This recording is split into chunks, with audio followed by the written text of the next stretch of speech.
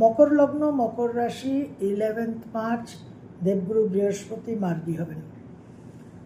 6th house থেকে 10th 12th আর 2nd হাউসে দৃষ্টি।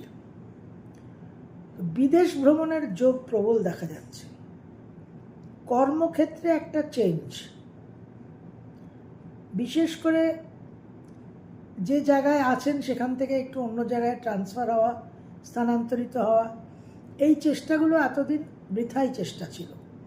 এবার দেখবেন ধীরে ধীরে সেই জায়গাটা ইমপ্রুভ করছে।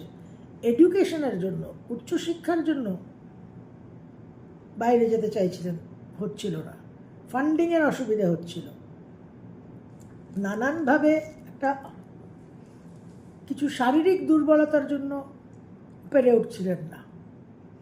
এই সমস্ত দিক কিন্তু এবার ইমপ্রুভ করবে।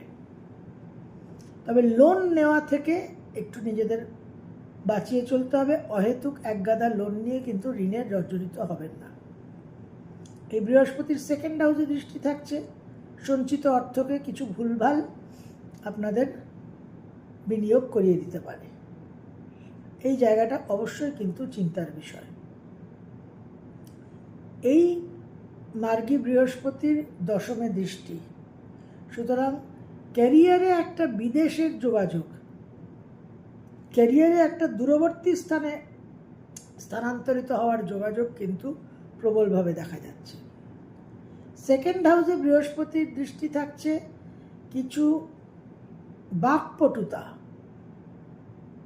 কিছু খুব ডিপ্লোম্যাটিক, ওয়াইজ, খুব প্র্যাগম্যাটিক কিছু কথাবার্তার মাধ্যমে কিন্তু আপনারা অনেক মানুষকে ইনফ্লুয়েন্স করতে পারবেন এবং অ্যাডভাইজারি লেভেলের কিছু কাজকর্ম পেতে পারেন।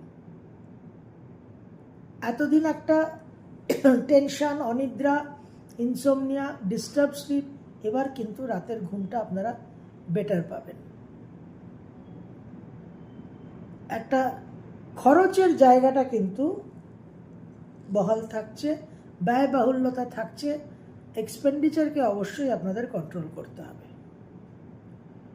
কর্মক্ষেত্রে ওয়ার্কলোড বৃদ্ধি পাবে এবং শত্রুতার জায়গাটা কিন্তু বৃদ্ধি পাবে। কম্পিটিশনটা কিন্তু কর্মক্ষেত্রে আপনার যারা প্রতিদ্বন্দ্বী তারা কিন্তু বৃদ্ধি পাবে।